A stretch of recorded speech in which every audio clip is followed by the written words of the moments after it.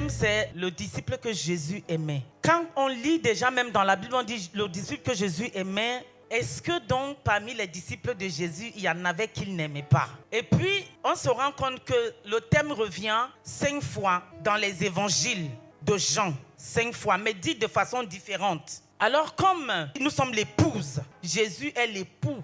Alors, on pourrait se poser la question de savoir, il y en a parmi nous que Jésus n'aime pas ou quoi? Donc, on va aller dans le livre de Jean, chapitre 21, à partir du verset 18. En vérité, je te le dis. Quand tu étais plus jeune, tu te saignais toi-même et tu allais où tu voulais. Mais quand tu seras vieux, tu étendras tes mains et un autre te ceindra et te mènera où tu ne voudras pas. Il dit cela pour indiquer par quelle mort Pierre glorifierait Dieu. Et ayant ainsi parlé, il lui dit, suis-moi. Verset 20, Pierre s'étant retourné, vit venir après eux le disciple que Jésus aimait. Celui qui, pendant le souper, s'était penché sur la poitrine de Jésus et avait dit, Seigneur, qui est celui qui te livre? Amen. Et en le voyant, Pierre dit à Jésus, et à celui-ci, Seigneur, que lui arrivera-t-il? Jésus lui dit, si je veux qu'il demeure jusqu'à ce que je vienne, que t'importe, toi, suis-moi. Donc, bien aimé, Jésus est venu, il a fait sa mission sur la terre. Nous savons pourquoi il est venu. Amen. Il est venu nous racheter. Alléluia. Parce qu'on était dans les ténèbres. À cause du péché qu'il y a eu, il fallait qu'un acte fort soit posé. Et l'acte fort qui a été posé, c'était l'envoi de Jésus-Christ mourir sur la croix pour toi et moi. Et nous savons que Jésus-Christ est 100% humain, 100% divin. Alléluia. Maintenant, la Bible nous dit que Jésus parle à Pierre. Mais nous savons que Jésus n'avait pas que 12 apôtres. Ils étaient plus de 12. Alors, pourquoi parmi tous ceux-là, on ne connaît que les 12? La Bible nous dit qu'il y en avait 120 qui étaient dans la chambre haute. On comprend qu'ils étaient une famille. C'était une famille. C'était comme le centre chrétien de l'unité. Alléluia. Ce n'étaient pas des personnes venues de nulle part. C'était des personnes qui se côtoyaient, qui se connaissaient, qui fréquentaient la même assemblée comme vous et moi aujourd'hui. Maintenant, parmi les 120, il y en a 12 qui se démarquent. Parmi les 12, il y en a 3 qui vont partout avec le Seigneur. Parmi lesquels Pierre. Pierre est appelé lorsqu'il est au bord du lac de Tibériade. Pierre est un pêcheur. Et le Seigneur est en train de passer. Et le Seigneur lui dit, viens et suis-moi. Il était avec son frère. Alléluia, son frère s'appelle André. Les deux suivent le Seigneur. Maintenant, Pierre, ici, le Seigneur est en train de lui parler. Il y a un dialogue qui se passe entre Pierre et Jésus. Après que Jésus lui ait demandé s'il l'aimait 3 fois, Jésus continue à dialoguer avec Pierre. Et il dit à Pierre, ça c'est prophétique. Il est en train d'annoncer les choses à Pierre. Une façon d'interpeller Pierre pour dire à Pierre, concentre-toi sur l'essentiel. Si je te pose la question 3 fois, c'est parce que tu es Pierre et sur toi je bâtirai mon église. Sentons-nous concernés par les choses du royaume. Aujourd'hui, Pierre n'est plus là. Aujourd'hui, c'est vous et moi.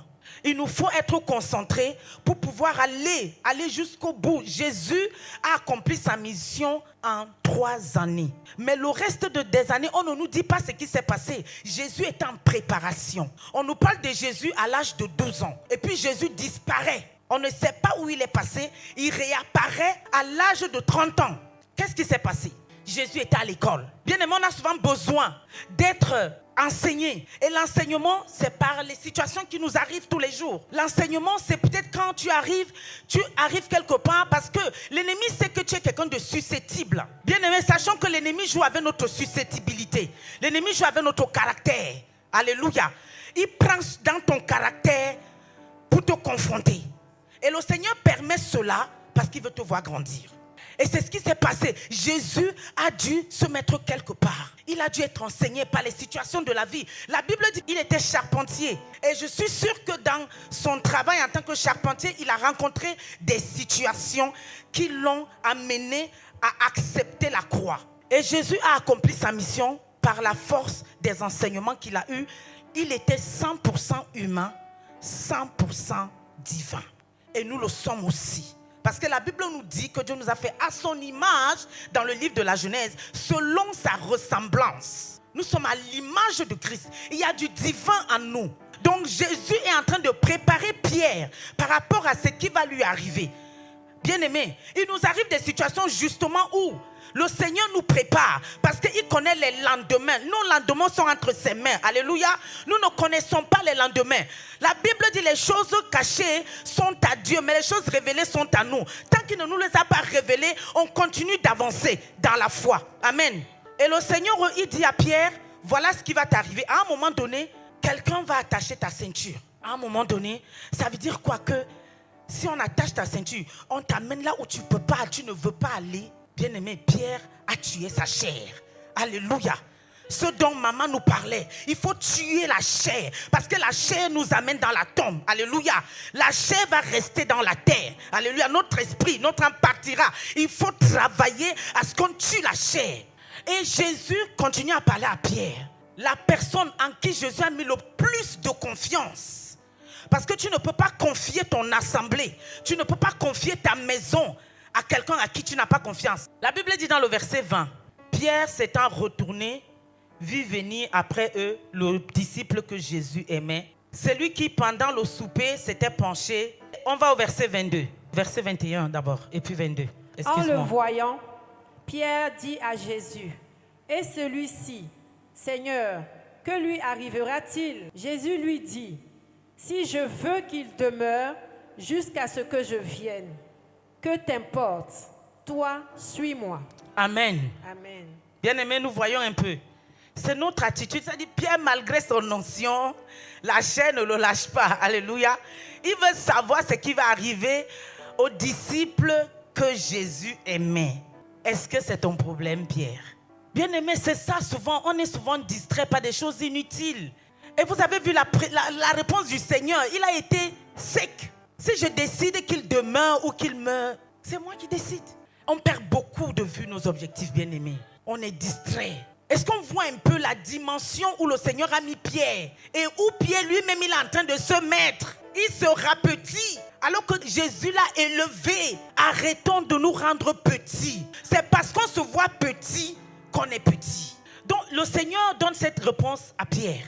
Il était fougueux, mais Jésus n'a pas regardé à ça. Jésus a regardé à la qualité intérieure de Pierre. Donc bien aimé, arrêtons de nous focaliser sur nos défauts. Je ne peux pas faire. Je veux d'abord, il faut que je me convertisse totalement. Jésus n'a pas attendu que Pierre soit totalement converti. Jésus a regardé à l'amour de Pierre pour lui. Et je pense que de tous les disciples, Pierre aimait le Seigneur.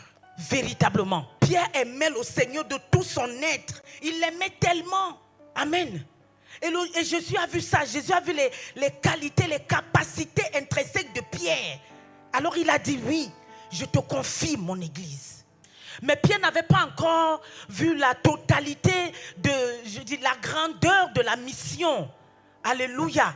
Donc le Seigneur s'est dit de toute façon, il va aller s'améliorant. Et il y avait la venue du Saint-Esprit, et nous le verrons plus tard. Alléluia. Pierre a prêché, il y a eu des milliers de personnes qui se sont converties aussi. Alléluia. Amen.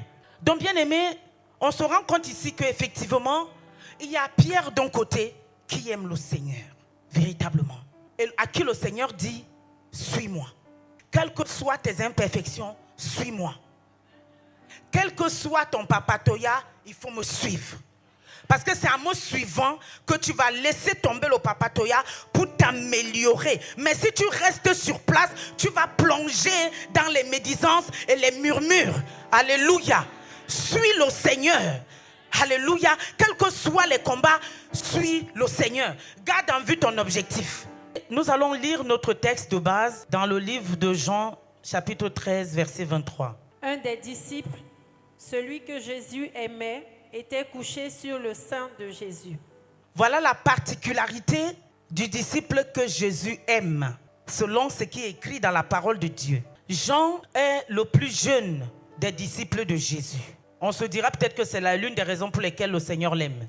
Il est le plus jeune à avoir suivi le Seigneur. Lui aussi, il est issu d'une famille de pêcheurs. Il était au bord du lac avec son papa appelé Zébédée et son frère appelé Jacques. Et le Seigneur passe et les deux laissent leur papa et suivent le Seigneur. Alors moi, quand je vois déjà ce verset-là, je me dis, il y a déjà quand même une évolution certainement sociale. Parce que la Bible dit qu'il était au bord du lac avec les ouvriers. Il a laissé le papa avec les ouvriers. Ils ont laissé le papa et ils ont suivi Jésus.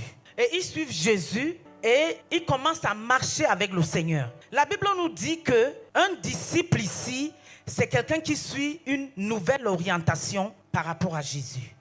Donc toutes ces personnes ont décidé de réorganiser leur vie parce qu'ils ont été touchés par la personne de Jésus. Ils ont décidé d'abandonner leurs activités pour suivre la personne de Jésus. Ils ont décidé de laisser derrière eux tout ce qui pourrait les entraver leur marche avec le Seigneur. Jésus dit, si tu me suis et que tu regardes en arrière, tu n'es pas digne de moi. Donc dans le thème disciple-là, il y a le thème abandon. Tu abandonnes quelque chose pour épouser autre chose. Si tu n'abandonnes pas, tu ne peux pas épouser. Bien-aimés, nous devons être des disciples du Seigneur. La Bible dit qu'il avait la tête posée sur le torse du Seigneur.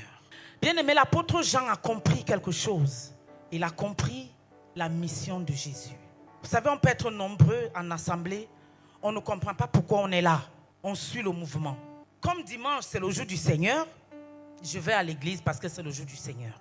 Non, bien-aimé. Il faut savoir pourquoi tu es là. Quand tu poses les bonnes questions au Seigneur, tu as les meilleures réponses. La Bible dit quoi? Il dit dans l'Apocalypse, je me tiens à la porte et je frappe. Si tu m'entends, ça dit dans le fait d'ouvrir, il faut que tu entendes le Seigneur. Que tu entendes le fait qu'il soit en train de frapper. Parce qu'il peut se tenir à la porte et il ne frappe pas. Tu ne sauras pas qu'il y a quelqu'un derrière. Mais le Seigneur manifeste sa présence, alléluia, à la porte de ton cœur. Et il frappe. Si tu ouvres, il entre. Mais il n'entre pas seul. C'est-à-dire qu'il entre et il soupe avec toi et il te présente au Père. Alléluia. Il y a un processus. Alors Jean, dans son innocence de jeunesse, agit comme un enfant. Jésus dit, laissez venir à moi les petits enfants. Jésus nous aime quand nous avons le cœur d'enfant. Un enfant pardonne. Alléluia. Un enfant ne garde pas rancune. C'est ce que le Seigneur veut que nous soyons. Et c'est ce qu'était Jean. C'est pour ça que le Seigneur a aimé l'attitude de Jean. Et quand on retourne dans le verset qu'on a lu avant, Jean chapitre 21, à partir du verset 18, les versets 21 et 22, la Bible dit Jean n'était pas loin, même si ça ne le concernait pas. La Bible dit Pierre s'est retourné. Pourtant Jésus parlait à Jean. Portons-nous dans la prière. Aimons-nous véritablement. Jean était derrière alors que Jésus parlait à Pierre. Mais ce n'était pas pour les mêmes raisons qui ont conduit Pierre à poser la question à Jésus. Donc Jean était curieux, bien aimé, la curiosité dans la maison en tant qu'enfant de Dieu par rapport aux choses du royaume, c'est important. Jean a tellement côtoyé le Seigneur, il était dans le sein du Seigneur. Et quand nous lisons les écrits de Jean, les écrits de Jean sont différents. Alors nous allons aller dans le livre de Jean, chapitre 1. Au commencement était la parole. Au commencement était la parole.